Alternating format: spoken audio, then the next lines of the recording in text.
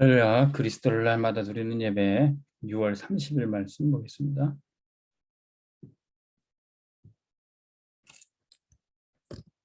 제목은 전도자 살리는 중직자입니다. 성전 1장 3절에서 8절 말씀.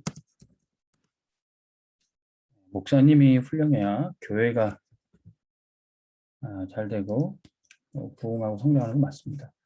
네, 목사님이 부족해도 중직자가 응답받으면 목회자와 또 전도자를 살리고 교회도 살릴 수 있습니다.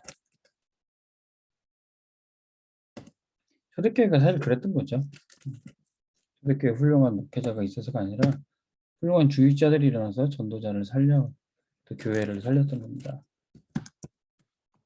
네, 성경에는 항상 하나님이 중직자를 먼저 세우시고 응답을 주셨어요. 전도자 나오기 전에 그 중직자가 발판이 돼서 한 시대를 살렸던 겁니다. 어떻게 그럴 수 있었습니까? 중직자 한 사람이 하나님의 것 절대를 발견했기 때문에 그래요. 이드로는 발견했습니다. 저 모세를 통해서 하나님이 출애굽의 역사하실 것을 이드로는 알았습니다. 모세를 도우면은 애굽에 지명수배한 사람을 돕는 건데 이드로는 그것도 아랑곳하지 않고 모세를 도왔던 거죠. 오바댜도 마찬가지입니다. 아합 왕이 여호와의 선지자를 죽이는 그때 오바댜는 엘리야의 메시지를 따랐습니다. 그리고 선지자 100명을 살렸던 거죠. 어떻게 그럴 수 있었습니까? 그냥 해도 되고 안 해도 되고가 아니라 이 전도자를 살리는 것이 하나님이 원하시는 절대라는 걸 발견했던 겁니다. 다니엘은 어떻게 바벨론의 포로로 끌려갔어도 살 수 있었을까? 사는 정도가 아니라 바벨론을 살리고 전 세계를 살릴 수 있었을까요? 이사야로부터 받은 메시지, 이 언약을 절대적으로 붙잡고 있었던 거죠. 초대교회는 사도 베드로와 12사도를 다 살렸습니다. 그리고 그들을 통해서 역사하시는 하나님의 절대적인 것을 보았어요. 로마서 16장의 사람들은 바울을 통해서 역사하신 하나님의 절대를 발견했던 겁니다. 그래서 지금 이 시대에도 교회의 위기를 막고 교회를 살리기 위해서는 이런 중직자들, 하나님의 절대를 발견한 중직자들이 일어나야 됩니다. 그러면 그런 중직자들에게는 하나님이 보좌의 축복을 주시는데 나를 보좌할 수 있는 축복을 주세요. 내가 있는 곳에 보좌의 축복이 임하는 겁니다. 내가 이 교회를 가야 되고 어디에 가서 자리가 있어야 되고가 아니라 내가 있는 곳에 보호자의 축복이 임하는 겁니다. 그 보호자와의 시작이 어떻게 됩니까? 먼저 내 속에 잘못된 각인뿌리 체질, 먼저 심겨진 그것들이 버려져야 됩니다. 창세기 3장, 6장, 11장으로 원래 사람들은 나 중심이고요. 돈 중심이고요. 성공 중심인데 그거를 버려야 되는 것이죠. 그 심지어는 복음을 알아도 나 중심으로 알고 있어요. 마태복음 16장 20절. 사람들이 나를 예수님을 누구라고 하느냐? 그때 세례 요한, 예레미야, 엘리야, 이 자기가 생각하는 예수 그리스도, 자기가 생각하는 복음, 알고 보니 종교였던 거죠. 그거를 먼저 버려야 되는 거죠. 그래서 그거 다 치워버리고 주는 그리스도시요 살아계신 하나님의 아들이십니다. 하나님의 것으로 채워야 돼요. 요즘에 제가 제일 기도 많이 하는 제목이 하나님 내 것을 제하여 버리시고 하나님의 것으로 채워주십시오. 성령 충만과 오력과 9가지 세팅이 돼서 교회 살리는 30대의 응답이 이제 우리 속에 채워질 겁니다. 그러면 누릴 것이 뭐예요? 사람들은 알지 못하는, 남들은 모르는 24 행복이 내게 드려집니다. 하나님이 전도자 살릴 중직자에게 이 보좌화를 주시는 이유가 뭡니까? 보좌화의 목표는 초대교회가 이 보좌의 축복 누리고 베드로 중심으로 베드로를 살리고 베드로 중심의 모임이 되었습니다. 누가 전도자 살리고 우리에게 보좌의 축복을 주시는 겁니다. 사도행전 1장 14절에 오로지 기도에 힘쓰며 마가다락방에 베드로 중심으로 모였어요. 그때 오순절날이 이미 이르네. 성령께서 충만한 역사가 일어나니까 베드로 중심으로 15개 지역에 3천 제자가 일어나게 됩니다. 근데 이 사도들과 베드로가 말씀과 기도에 전무할 수 없는 상황, 구제하는 일에 과부들의 다툼에 휘달리는 일이 벌어지자 이때 사도를 베드로를 도울 7 집사가 세워집니다. 마가다락방 교회를 통해서 또 나중에는 스데반의 일로 흩어진 자들이 또 안디옥 교회가 세워졌어요. 근데 이 헤롯 왕이 일어나서 베드로를 먼저 야고보를 죽이고 베드로를 죽이려고 옥에 가뒀습니다. 이때 초대교회는 베드로를 위하여 깨어서 기도했던 거죠. 하나님이 천사를 보내서 베드로를 살리신 겁니다.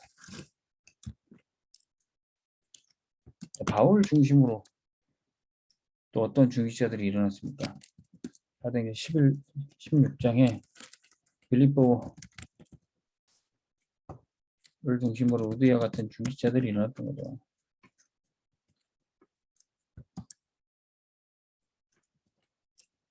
그래서 사도행전 17장에는 데살로니가 지역에서 야손을 중심으로 중직자가 일어났습니다.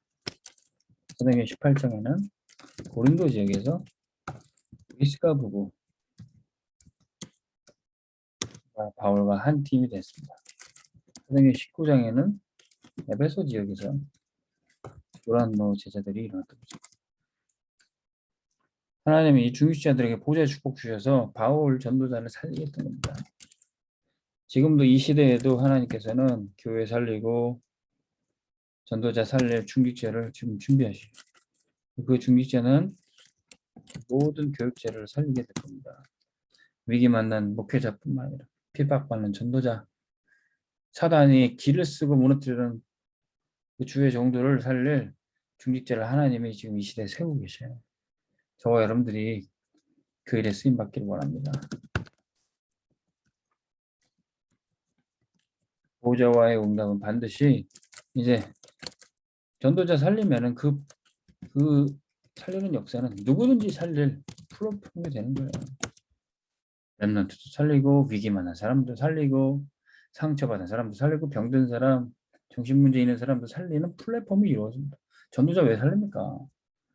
전도자를 살려야만 모든 생명 살리는 교회가 바로 설 수 있어요. 모든 생명 살리는 플랫폼이 세워지는 겁니다. 그곳에 그 교회는요, 그 지역에 와 있는 재앙을 막는 사단의 세를 꺾는 파수 망대가 됩니다. 전도자 살리는 이유는 단순히 한 사람 살리는 곳을 끝나지 않아요. 전도자를 세우면 교회가 살고 그 지역이 사는 게 됩니다. 그러면 전 세계 복음화하는 세계와 소통하는 안테나가 세워집니다. 바울 한 사람 살렸더니 베드로 한 사람 살렸더니 전 세계가 사는 거예요. 그래서 우리가 전도자를 살리자는 겁니다. 사단의 목표는 간단해. 전도자 하나 죽었더니 교회가 무너지고 중직자들은 흩어지고 렘넌트는 다 유리 방황하고 세계 선교는 완전히 먼 일이 됩니다. 전도자 한 사람 살렸더니 모든 중직자들 힘을 얻고 렘넌트가 그 발판에 서고 교회는 힘있게 성장하고 세계 복음화 일어나는 겁니다. 우리 응답 받아야 되겠어요. 이제 모든 중직자는 전도자 살리기에 보호자, 동역자, 식주인이 되시기 바랍니다. 여러분들이 이 언약 붙잡고 기도하고 있으면 하나님은 세계 237을 살릴 빛의 경제와 산업을 주실 겁니다. 이거 안 왔으면 올 때까지 누리고 있으면 돼요. 보호자의 축복을 기다리면 됩니다. 그리고 하나님이 이거다. 보여주시는 것은 확실히 도전하면 됩니다. 이 누림과 기다림, 도전을 내가 오늘의 말씀, 기도, 전도를 누리면서 리듬을 갖고 하루하루 나가면 됩니다.